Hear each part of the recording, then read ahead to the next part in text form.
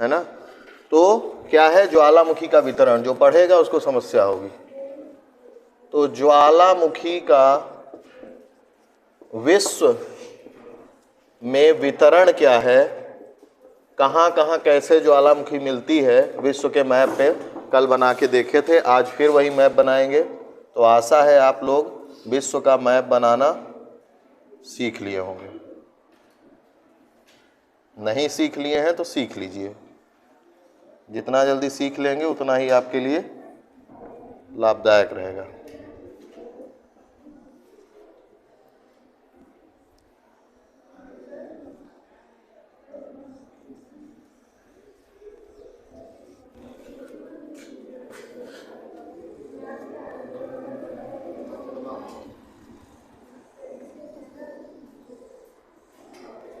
शांत रहिए, अभी बनाना होगा तो मैप बना नहीं पाएंगे, गचर गचर लगे हैं एकदम।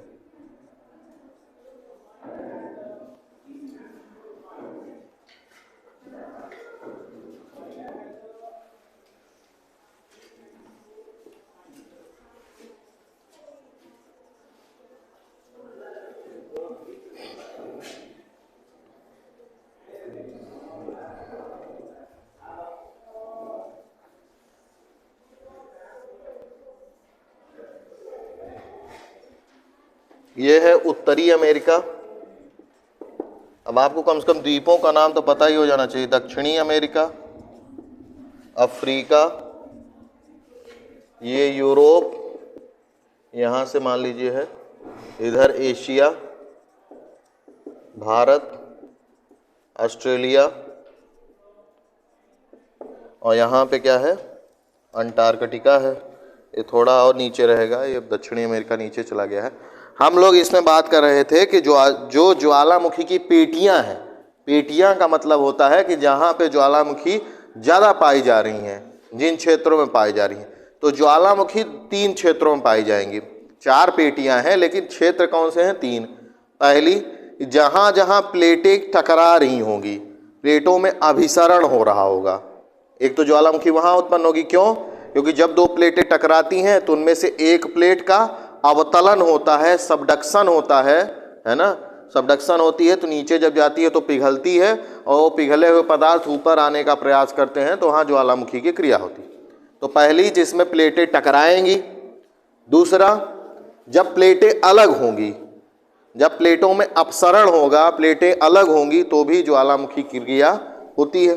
तीसरा, कुछ क्षेत्रों में अंतरा महाद्वीप, मतलब महाद्वीपों के भीतर में हॉट स्पॉट क्षेत्र पाए जाते हैं। मतलब वहाँ ना तो प्लेट टकरा रही है ना तो अलग हो रही है, लेकिन उसमें जो प्लास्टिक दुर्बल मंडल है वहाँ पे ज़्यादा सक्रिय है, तो वहाँ के कारण भी वहाँ पे ज्वालामुखी होती है। तो 3 घटनाएं हैं, उन्हीं के कारण जो है कई क्षेत्र बांट दिए गए हैं, है ना। तो 4 प्रमुख क्षेत्र थे, चारों का नाम सहित आपको दिखाना होता है। तो आप पहले तो प्लेटों की गति समझिए, हम आपको कई बार बता चुके हैं। ये उत्तरी अमेरिका प्लेट की गति किधर है, पश्चिम की ओर, मतलब इधर की ओर। अब हम पूछेंगे दक्षिणी अमेरिका वाली, वो बताएगा। तुम बताओ दक्षिणी अमेरिका महाद्वीप की जो प्लेट है ये किधर की ओर गति कर रही है, पश्चिम की ओर। बैठो, बहुत अच्छा। फिर यहाँ पे है प्रशांत महासागर, ये उत्तरी प्रशांत है और ये है दक्षिणी प्रशांत। अब मैं जिससे पूछूंगा वही बताएगा। तो उत्तरी प्रशांत महासागर की प्लेट किधर जा रही है, इधर क्या, पूरब, दक्षिण, इधर जाएगी। तो इधर कौन सी दिशा है, जब ये पश्चिम जा रहा है तो इधर पूरब होगा, है ना। तो ये पूर्व की ओर समझिए, नॉर्थ, साउथ, ईस्ट, वेस्ट, ठीक है। तो जब इधर की ओर जा रही है तो वेस्ट, इधर जाएगी तो ईस्ट, तो पूर्व की ओर। बैठो, दक्षिणी प्रशांत महासागर की प्लेट किधर जाएगी, ये वाली प्लेट, मतलब है ये पूरी एक ही प्लेट, ये किधर की ओर जाएगी, तुम ही पूछ रहे हैं। हाँ, पूरब की ओर, बहुत अच्छा, है ना।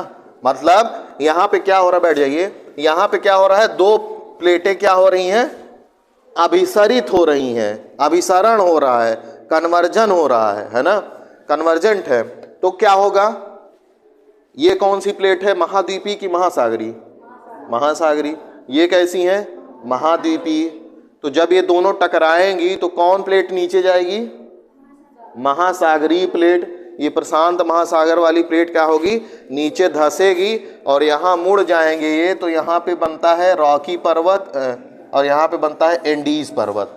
ठीक है, तो जब ये टकराते हैं, तो जब ये प्रशांत महासागर की प्लेट नीचे धंस रही है, तो जब नीचे धंसती जाती है तो क्या होता है, जब नीचे धंसेगी तो उसका कुछ भाग पिघलता जाएगा और फिर वहीं से ज्वालामुखी की क्या होती है, उत्पत्ति होती है। तो जो पहली पेटी है ज्वालामुखी की वो यहाँ पाई जाती, मतलब ये दिखा रहे हैं इससे लाइन से, मतलब कि इस क्षेत्र में ज्वालामुखी की क्रिया क्या होती है, घटित हो रही है।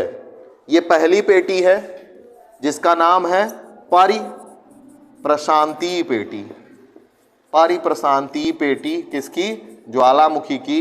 और इसको एक और नाम देते हैं ring of fire, ring of fire, क्योंकि ये जो आप देख रहे हैं ना, ये यहां से शुरू तो हो रहा है पर लेकिन यहां खत्म नहीं हो रहा है, ये फिर यही वाला भाग आगे यहां कंटिन्यू होता है ऐसे। ठीक है, मतलब अब ये अगर आप ग्लोब देखें, ग्लोब में देखिए, इसमें ग्लोब में मैं आपको दिखा रही, ये है पैसिफिक ओशन दिख रहा है, ओ आकार का है। तो रिंग ऑफ फायर का मतलब ये है, रिंग मतलब गोला, कैसे रिंग ऑफ फायर है, यहां से ये शुरू होती है, ये पूरा यहां ऐसे, ये एकदम रिंग की तरह है, एक सर्किल है। लेकिन आप जब मैप पे दिखाते हैं तो मैप में गोला तो है नहीं, तो इसीलिए आधा भाग इधर आधा भाग उधर है, दोनों प्रशांत महासागर ही ना, प्रशांत महासागर ही है। तो ये ऐसे रिंग ऑफ फायर, ठीक है ना। रिंग ऑफ फायर मतलब यहाँ ज्वालामुखी जो है एकदम लगातार रिंग जैसे होती है ना अंगूठी गोली, वैसे ही गोलाकार में रिंग ऑफ फायर, मतलब ज्वालामुखियों का रिंग बना हुआ है, इसीलिए उसको रिंग ऑफ फायर भी कहते हैं। यहाँ लगभग 2/3 ज्वालामुखी की घटनाएं होती हैं। कहाँ, इसी प्लेट पे, मतलब इसी वाली जो पेटी है पहली पेटी, इसी में 2/3 ज्वालामुखी घटनाएं होती हैं। इधर भी वही पेटी है पहली वाली ही, परिप्रशांतीय पेटी। परिप्रशांतीय का मतलब प्रशांत महासागर के चारों ओर, परि मतलब होता है उसके परितः, है ना, तो परितः मतलब प्रशांत महासागर के चारों ओर। तो ये पेटी जो है, समझ में आया। अब यहाँ प्लेटों की गति, यहाँ प्रशांत महासागर में जो ये प्रशांत महासागर का भाग है वो पश्चिम की ओर जा रहा है ना, और यहाँ पे क्या हो रहा है, टकरा रहा है इससे। तो जब इससे टकरा रहा है तो क्या हो रहा है, अभिसारी गति हो रही है, तो यहाँ भी महासागरीय भाग धंसेगा और ज्वालामुखी क्रियाएं घटित होती हैं। इसीलिए जापान में हर दिन भूकंप आता है, हर 2-3 घंटे में, हर घंटे भूकंप आ रहा है, तो वो क्रियाएं इसीलिए होती हैं। पहली पेटी। दूसरी पेटी कौन सी थी, मध्य महाद्वीपीय पेटी। अब आइए, अफ्रीका जो प्लेट है अफ्रीका का, इसका प्लेट की गति किधर है, तुम बताओ। ये प्लेट है अफ्रीकन प्लेट, ये किधर की ओर गति कर रही है, पश्चिम की ओर गति कर रही है। बैठो, इधर की ओर जा रही है ये, तुम बताओ जी, सही है ये जो बताई है। ऊपर, ऊपर की ओर कौन सा दिशा होगा, नॉर्थ। बहुत अच्छा, समझ में आई बात। हर पश्चिम की ओर सब कुछ नहीं जा रहा है, पश्चिम की ओर जा रहा होता तो ये इधर की ओर जा रही होती, है ना। तो जब ये इधर की ओर जाएगी, तो अभी हम आपको पहले बताए थे कि यहाँ से प्लेटें अलग हो रही हैं, तो जब ये अलग हो रही हैं तो ये जब इधर आएगी तो ये गैप कम होता जाएगा ना, ऐसा नहीं है। अफ्रीकन प्लेट की गति उत्तर दिशा में है, ठीक है ना, उत्तर दिशा में, ठीक है। और फिर यूरोप वाला जो प्लेट है, यूरोप की प्लेट किधर जा रही है, तुम बताओ। हाँ, नीचे की ओर कौन सी दिशा है, साउथ। बहुत अच्छा, है ना, दक्षिण की ओर, ठीक है। यूरोपीय प्लेट किधर आ रही है, दक्षिण की ओर आ रही है। फिर एशियन प्लेट है ना, तो एशियन प्लेट किधर है, हाँ मनोज तुम बताओ, एशियन प्लेट किधर गति कर रही है, साउथ की ओर। बहुत अच्छा, है ना, इधर की ओर, ठीक है। बैठो। और यहाँ पे हिंद महासागरीय प्लेट है, जिसको आप भारतीय या हिंद महासागरीय या प्रायद्वीपीय प्लेट कह रहे हैं, भारतीय प्लेट भी कह देते हैं कभी कभी, है ना। तो वो प्लेट किधर की ओर गति करे, पीछे वाली लाइन में कोई बता दे मुझे। 4 लोग बैठे हैं ना पीछे वाले में, कोई भी बता दे मुझे कि ये जो हिंद महासागर या भारत की प्लेट है उसकी गति किधर है, दिशा किधर है, चारों में से पीछे।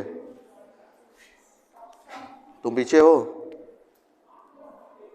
साउथ बता रही है, और दोनों तीनों सहमत हो उससे? हाँ, नॉर्थ। बहुत अच्छा, बैठो। नॉर्थ की ओर है ना, ये ऐसे जा रही है। तो क्या हो रहा है यहाँ पे, प्लेटों में क्या हो रहा है यहाँ पे जैसे यूरोपीय प्लेट है, अफ्रीकन प्लेट, एशियन प्लेट है, और ये जो भारतीय प्लेट मान लीजिए है, तो इनमें क्या हो रहा है, अपसरण हो रहा है कि अभिसरण? अभिसरण हो रहा है। दोनों पास आ रही हैं तो दोनों टकराएंगी, है ना। तो अभिसरण हो रहा है तो क्या होगा, कुछ घटनाएं होंगी, है ना। जब पहली बार आप किसी से मिलते हैं तो कुछ घटनाएं होती हैं, है ना। विचारों में, किसी से भी मिलिए, घर में ही रिश्तेदार आते हैं तो आप खुशी होती है ना। रिश्तेदार जब जाते हैं तो दुखी होते हैं। तो कुछ ना कुछ घटनाएं होती हैं जब दो व्यक्ति मिलते हैं। तो ऐसे ही जब दो प्लेटें मिल रही हैं तो कुछ ना कुछ होगा। तो दूसरी जो प्लेट है ये जहाँ जहाँ टकरा रही हैं वहाँ से गुजर रही है, ऐसे, ठीक है। यहाँ पे हर जगह ज्वालामुखी मिल सकती है, केवल भारत वाले क्षेत्र में नहीं मिलती है। कारण उसका क्या है कि भारतीय प्लेट और एशियन प्लेट जब टकरा रही है तो भारतीय प्लेट धंस तो रही है, क्योंकि भारतीय प्लेट महाद्वीपीय सह महासागरीय प्लेट है। भारतीय प्लेट में स्थल भाग भी है और हिंद महासागर का समुद्री भाग भी है। तो इसके कारण ये ज़्यादा घनत्व की है और ये कम घनत्व की है। तो ज़्यादा घनत्व वाली प्लेट कम घनत्व से टकरा रही है तो ये क्या होगी, धंसेगी। जब ये धंसती है तो इसका कुछ भाग पिघलेगा नीचे जाके, तो वो ऊपर आने का प्रयास करेगा। तो जब वो ऊपर आता है तो जो कम घनत्व की प्लेट है उसको तोड़ने का प्रयास करता है। समस्या यहाँ पे ये है कि यहाँ पे है तिब्बत का पठार, और तिब्बत के पठार की मोटाई बहुत ज़्यादा है। इस कारण वह तिब्बत के पठार को अभी तोड़ नहीं पा रही हैं। लेकिन ऐसा नहीं है कि भविष्य में नहीं तोड़ पाएंगे। भविष्य में हो सकता है 100 साल बाद, 500 साल बाद यहाँ पे ज्वालामुखी की क्रिया घटित होगी हिमालय में, ठीक है। अभी भूकंप आता है केवल। तो ये क्षेत्र छोड़ दीजिए, बाकी इस वाली बेल्ट में ज्वालामुखी की क्रियाएं होती हैं। यह दूसरी पेटी है जिसका क्या नाम है, मध्य महाद्वीपीय पेटी, ठीक है, ज्वालामुखी की, ठीक है। अब तीसरी पेटी यहाँ पे है अटलांटिक महासागर में। कटक आपको पढ़ाए हैं, हेरी हेस का सागर नीतल सिद्धांत बताए थे, जिसमें आपको बताए थे कि ये भाग पहले जुड़े थे तो इनके नीचे जो है क्या है, संवहनिक ऊर्जा तरंगें ऊपर आ रही हैं जो इनको अलग कर रही हैं। अपसरण की क्रिया हो रही है जिससे ये दोनों प्लेटें एक दूसरे से अलग हो रही हैं, जिसके कारण यहाँ पे ज्वालामुखी की क्रिया घटित हो रही है ना। तो यहाँ पे लगातार ज्वालामुखी की क्रिया हो रही है, या साकार में है। तो ये तीसरी पेटी है जिसको कहते हैं मध्य अटलांटिक कटक पेटी, ठीक है। फिर एक है चौथी पेटी जो अंतरा महाद्वीपीय पेटी है, मतलब बहुत बड़ा महाद्वीप का भाग है, उसके बीच में कुछ ज्वालामुखी क्रियाएं घटित हो रही हैं। तो उसके लिए क्या जिम्मेदार है, भ्रंश जिम्मेदार है। और भ्रंश क्या होता है, भ्रंश मतलब है कि बहुत बड़े भाग में दरार पैदा हो जाना। हम आपको बताए थे कि आप जाके इमेज देखिएगा कैलिफोर्निया का सान एंड्रियास भ्रंश, देखा है कोई? नहीं देखा? नेट ही खत्म हो गया रील्स देखते देखते? तो क्या देख रही थी? आप लोग फोन ऑन ले लीजिए, योगी जी के सहारे बैठे रहेंगे क्या कि जब देंगे तभी मिलेगा। किसके पास यहाँ फोन है, व्यक्तिगत फोन? तुम्हारा तो व्यक्तिगत फोन है, तुम्हारा भाई कैसे ले लिया? छोटा है बड़ा है? तुम नहीं करती हो? तो तुम्हारे पास फोन था, तुम नहीं देखी?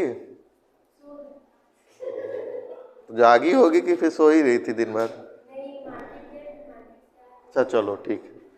तो अफ्रीकन प्लेट, जैसे इसमें उदाहरण के रूप में एक हम आपको बता दे रहे हैं, क्या होता है कि जैसे ये बड़ी सी प्लेट है ना, अफ्रीकन प्लेट एक प्लेट है स्वयं में, बहुत बड़ी प्लेट है। तो प्लेट है तो स्थलीय भाग होगा, मान लेते हैं ये स्थल मंडल है, या यहाँ बना दे रहा हूँ मैं, मान लीजिए ये प्लेट है ना, एशियन प्लेट, तो इसका स्थल मंडल होगा ना 0 से 100 किलोमीटर का होगा। मान लीजिए कि यह प्लेट के नीचे जो प्लास्टिक दुर्बल मंडल है वहां पे खूब सारा हॉट स्पॉट का क्षेत्र है, मतलब खूब सारी ऊर्जा यहां से ऊपर की ओर आ रही है, ठीक है। लेकिन वो क्या करती है, इस प्लेट को तोड़ती नहीं है, बस पहले दरार पैदा होगी और उसी के सहारे ज्वालामुखी की क्रिया क्या होगी, होने लगेगी। ये अलग नहीं होंगी एकदम से, अलग कब होंगी, जब ये पूरी प्लेट अलग हो जाए, है ना। एक छोटा सा टुकड़ा, जैसे रोटी आप लोग बनाते होंगे, है ना, सभी बनाते होंगे, जब आप रोटी सेंकते हैं तवे से, उसके बाद फिर उसको फुलाने का प्रयास करते हैं, तो एक छोटा सा छेद हो जाता है उसमें, तो पूरी गैस निकल जाती है, हो जाती है ना। लेकिन पूरी रोटी तो फट के अलग हो नहीं गई है। पूरी रोटी एक क्या है, प्लेट है ना, बड़ी प्लेट। अब उसमें छोटा सा क्या है, कमजोर क्षेत्र दिखा, वहीं से उसके अंदर का जो भाप है वो निकल के क्या हो गया, बाहर हो जा रहा है। ऐसे ही होती है अंतरा प्लेटीय ज्वालामुखियाँ, है ना। प्लेट अलग नहीं हो जाएगी, लेकिन उसमें कमजोर क्षेत्र रहेगा, वहाँ से ज्वालामुखी का उद्गार हो जाएगा, ठीक है। तो ये होता है कौन सा प्लेट, अंतरा प्लेट ज्वालामुखी, जिसके लिए हम आपको उदाहरण भी बताए थे। अफ्रीका में अफ्रीकी भ्रंश है, अगर आप इमेज आज अगर समय मिले तो देखिएगा, अफ्रीकी भ्रंश है,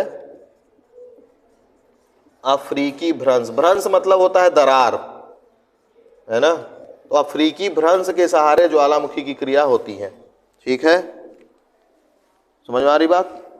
तो ये ज्वालामुखी का वितरण है, जो चौथी जो पेटी है इसका क्या नाम है, अंतरा प्लेट ज्वालामुखी। अब बन जाएगा ना। अब इसमें आपको एक होमवर्क दे रहे हैं, लिख लीजिए, नहीं भूल जाएंगे आप लोग। होमवर्क ये है कि आपको विश्व में जो ज्वालामुखी हैं, प्रसिद्ध ज्वालामुखी, है ना, विश्व की जो प्रसिद्ध ज्वालामुखी हैं, है ना, प्रसिद्ध ज्वालामुखी, उनको अगर विश्व, या तो आपके पास ऑप्शन है कि आप एक सादे पेज पे विश्व का मैप बनाइए और उन पे उनको दिखाना है कि वो कहाँ है, उनका नाम, ठीक है। विश्व के मैप पे बना लीजिए और उनको दिखाइए, या विश्व का मैप आता है उसको खरीद लीजिए, उस पे दिखा दीजिए। तो ये करना है आपको कि विश्व के मैप पे जो प्रसिद्ध ज्वालामुखियाँ हैं, प्रसिद्ध मतलब जिनका नाम है ना, वो आप लिस्ट कहीं से भी लूसेंट रखे हैं तो उसमें भी मिल जाएगा, या लिस्ट आप देख लीजिएगा गूगल पे डाले मिल जाएगा, किसी भी बुक में देखेंगे वो मिल जाएगा ज्वालामुखी का नाम। उनको आपको विश्व के मैप पे दिखाना है, या तो आप स्वयं से कागज़ पे विश्व का मैप बनाइए, मैं तो कहूँगा कि आप बना के बनाइए तो आपका प्रैक्टिस भी हो जाएगा। A4 साइज के पेपर पे बनाइए और उस पर ज्वालामुखियों को दिखाइए कहाँ कहाँ, जैसे विश्वस ज्वालामुखी है, एटना ज्वालामुखी है, हमारे यहाँ बैरन द्वीप पर ज्वालामुखी आती है ना, और बहुत सारी ज्वालामुखियाँ हैं, स्ट्राम्बोली है, कई सारों का नाम, मैं जो नोट्स भेजा उसमें बहुत सारों का नाम भी दिया हुआ है ना। सेंट हेलेना, हाँ, काहे नहीं भेजे हैं, भेजे हैं 12 पेज एक दिन भेजे थे जो प्लेट व्यर्थनिकी का नोट्स नहीं भेजे हैं। कोई फोन लाया है कॉलेज में, लाया तो होगा ही, ले जाके खींच लिया कीजिए, ग्रुप में डाल दिया कीजिए, है ना। कोई अगर लाया होगा तो ले जाके नोट्स फोटो खींच के ग्रुप में भेज दीजिएगा, तो सबका काम हो जाएगा। तो ये समस्या खत्म हुई। चलिए आगे चलते हैं। विश्व का मैप बनाना आना चाहिए। विश्व के मैप पे ज्वालामुखी का वितरण कल मुझे चाहिए, मैं देखूंगा।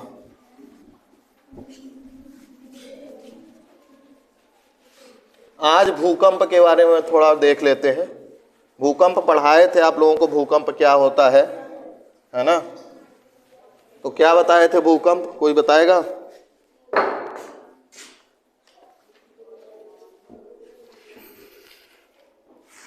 मात्र 10 मिनट।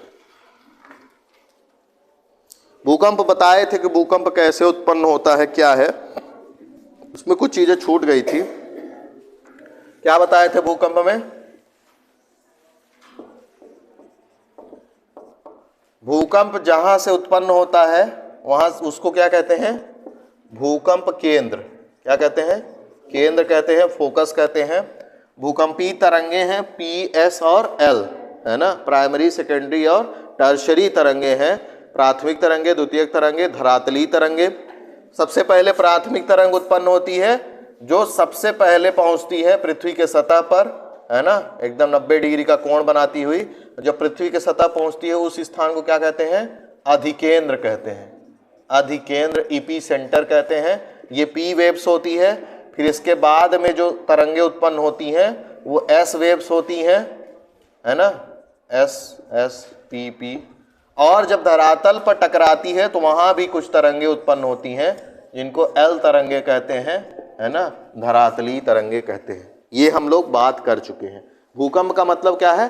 पृथ्वी के सतह पर किसी भी कारणवश हलचल उत्पन्न होना, उसी को भूकंप कहते हैं। वह प्राकृतिक कारण से भी हो सकती है और मानवीय कारण से भी हो सकती है। प्राकृतिक कारण कौन कौन से हैं? अगर पृथ्वी पे बहुत सारा ब्रह्मांड से उल्का पिंड आ रहा है, टकरा गया, उल्का पिंड आप लोग देखते हैं जो कभी कभी गर्मियों के मौसम में अगर छत पे लेटे हों तो देखे होंगे कि तारा टूटता हुआ उड़ जा रहा है ना?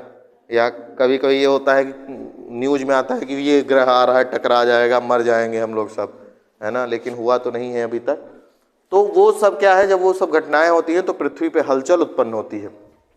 और जैसे भूस्खलन हो गया, पहाड़ है, बारिश हो रही थी, आधा पहाड़ गिर गया, धंस गया, तो जहाँ जब टकराएगा तो वहाँ पे हलचल उत्पन्न होती है। विवर्तनिक क्रियाएं हो रही जितनी अभी पढ़े हैं, है ना, चाहे प्लेटें टकरा रही हों, चाहे अलग हो रही हों, तो उसमें भी भूकंप की उत्पत्ति होती है। तो ये प्राकृतिक कारण है। मानवीय कारण क्या है? हम डैम बनाते हैं तो डैम के कारण क्या होता है?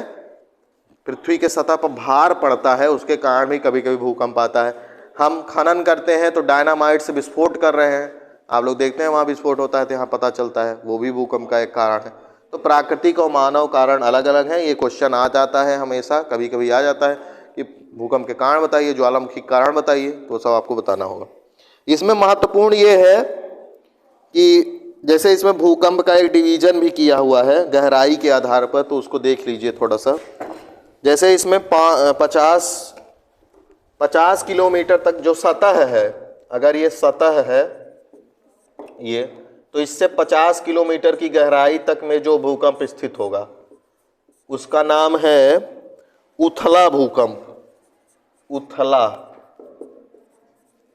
मतलब वो कम गहराई से भूकंप आ रहा है, और यही जो भूकंप है ज़्यादा खतरनाक होता है। इसी का प्रभाव जो है पृथ्वी पर दिखाई देता है, ज़्यादा विनाशकारी प्रभाव। फिर 50 से लेकर के 250 किलोमीटर तक, है ना, ये 50 किलोमीटर है, 50 से 250 किलोमीटर तक के जो भूकंप है उनका नाम है मध्यम भूकंप। मध्यम भूकंप। फिर 250 से 750 किलोमीटर की गहराई तक में जो भूकंप आता है उसको कहते हैं गहरा या प्लूटोनिक, गहरा या प्लूटोनिक भूकंप। ठीक है, तो ये भूकंप का टाइप है। इसमें सबसे ज़्यादा जो प्रभाव करता है पृथ्वी पर उथला भूकंप। क्यों? क्योंकि जब पृथ्वी के, इसमें देखिए P और S से नुकसान नहीं होता है, नुकसान होता है L से। L तरंगे जो हैं वो सतह पे दौड़ती हैं, जैसे हम लोग चलते हैं ना सतह पे, तो सतह पे दौड़ेंगी, क्योंकि नुकसान हमको तब होगा ना जब हमारे द्वारा निर्मित की गई संरचनाएं डिस्टर्ब हो। पृथ्वी के भीतर कुछ भी हो रहा है उससे हमसे क्या मतलब है? पृथ्वी के बाहर जो घटनाएं होती है उससे हमको मतलब है ना। हम कॉलेज बनाए हैं, इसकी बिल्डिंग गिर गई, पढ़ रहे थे, मर गए 100-200 बच्चे, तो ये नुकसान हो गया ना।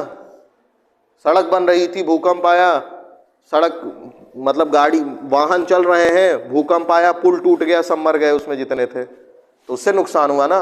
पृथ्वी के भीतर कुछ हो रहा है उससे हमको थोड़ी नुकसान है। तो क्या होता है कि जब ये P और S तरंगे सतह से टकराती हैं तो ये जो L तरंगे उत्पन्न होती हैं ये खतरनाक होती हैं। यही जो है मेन भूकंप का कारण भी है, धरातलीय तरंगे। ठीक है, फिर इसके बाद हम देखते हैं कि भूकंप को मापते कैसे हैं, जो कि बहुत ही महत्वपूर्ण है। किसी भी कंपटीशन के पेपर में आप जाएंगे तो आपको एक क्वेश्चन देखने को मिलेगा। तो भूकंप का मापन करना, मापन कैसे होता है? भूकंप के मापन के लिए दो मेथड है। एक है रीचर या रिएक्टर स्केल, रिएक्टर स्केल। एक है मर्केली स्केल, ये वैज्ञानिक है, मर्केली स्केल। दोनों में देखते हैं कैसे कैसे मापा जाता है। तो रीचर या रिएक्टर स्केल जो है वो क्या है? भूकंप का परिमाण।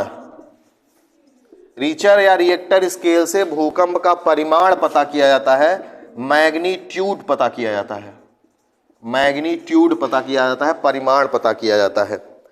आप न्यूज में सुनते होंगे, है ना, लेकिन न्यूज वाले गलत बताते हैं। न्यूज वाले कहते हैं कि इतनी तीव्रता का भूकंप आया, वो गलत है। तीव्रता नहीं होती, परिमाण होता है ना। जब रीचर स्केल पे मापते हैं तो परिमाण होता है, तीव्रता अलग चीज है। अभी हम लोग बात करेंगे तीव्रता क्या। तो भूकंप का परिमाण मापते हैं किससे? रीचर स्केल से। लेकिन रीचर स्केल से परिमाण डायरेक्ट नहीं निकलता है, परिमाण हमको निकालना पड़ता है। तो परिमाण निकालने का एक सूत्र है जो होता है भूकंप का परिमाण बराबर log 10⁻x। जो x है यहाँ पर वह है भूकंपीय तरंगों का, भूकंपीय जो तरंग है उनका आयाम है, आयाम, एम्पलीट्यूड। ठीक है, रीचर या रिएक्टर स्केल से हमको तरंगों का एम्पलीट्यूड पता होता है। क्या पता होता है? एम्पलीट्यूड। और इस एम्पलीट्यूड के मदद से हम क्या निकालते हैं? मैग्नीट्यूड निकालते हैं। एम्पलीट्यूड क्या होता है? एम्पलीट्यूड किसी तरंग का ये होता है, अगर आपने तरंगों को कुछ पढ़ा लिखा हो कभी जीवन में, ये सब पढ़िए, कोई कंपटीशन देने जाएंगे आएगा। इसलिए भूगोल सब्जेक्ट आपका मदद कर रहा है। देखिए, अगर आप कोई तरंग का स्टडी करते हैं तो उसमें कई चीजें होती है। एक तो तरंग दैर्ध्य होता है, एक आवृत्ति होती है और एक आयाम होता है। तो तरंग दैर्ध्य का मतलब है कि ये एक चक्र पूरा करने में जितनी दूरी तय की जा रही है, मतलब यहां से लेकर के यहां तक की जो दूरी है वो क्या है? तरंग दैर्ध्य है। तरंग दैर्ध्य, जिसको वेवलेंथ कहते हैं, तरंग दैर्ध्य, जिसको क्या कहते हैं इंग्लिश में? Wavelength, wavelength. ठीक है, इसको किससे दिखाते हैं? लैम्डा से, है ना। फिर ये तरंग दैर्ध्य, फिर एक सेकंड में यह तरंग कितनी बार ये दूरी तय कर ले रही है, ये एक चक्र कहलाता है तरंग का। ये एक चक्र है।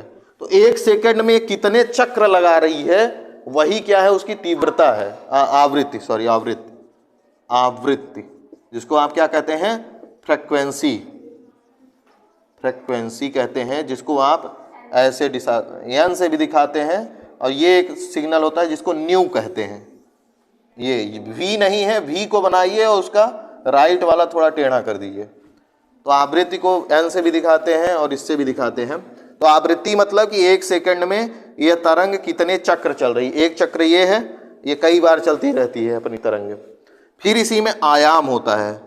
तो जो ये इसकी आधार रेखा है या मध्य रेखा है, इससे ये जो सबसे पीक वाला पोजीशन है, जहाँ सबसे ज़्यादा ऊंचाई है, यह जो दूरी होती है, इसी को क्या कहते हैं? आयाम कहते हैं। आयाम, जिसको ए से डिनोट करते हैं। ठीक है, तो ये एक तरंग के बारे में। तरंग दैर्ध्य मतलब एक तरंग कितनी दूरी तय कर रही है एक चक्र में। आवृत्ति, एक सेकंड में कितने चक्र हैं तरंग के। और जो उसके आधार से जो सबसे ऊपर की दूरी है, उसको क्या कहते हैं? आयाम कहते हैं। तो रीचर या रिएक्टर स्केल से हमको आयाम पता होता है। पी और एस, जो एल तरंगे जो हैं, उनका आयाम पता होता है कि कितना है आयाम। वो आयाम क्या है? एक्स है। ठीक, वो आयाम पता हो गया। अब भूकंप का परिमाण निकालने का सूत्र है log 10⁻x। अब इसी में x का मान रखेंगे, जो वैल्यू आएगी वही क्या होगा? भूकंप का एम्पलीट्यूड, भूकंप का क्या होगा, मैग्नीट्यूड होगा।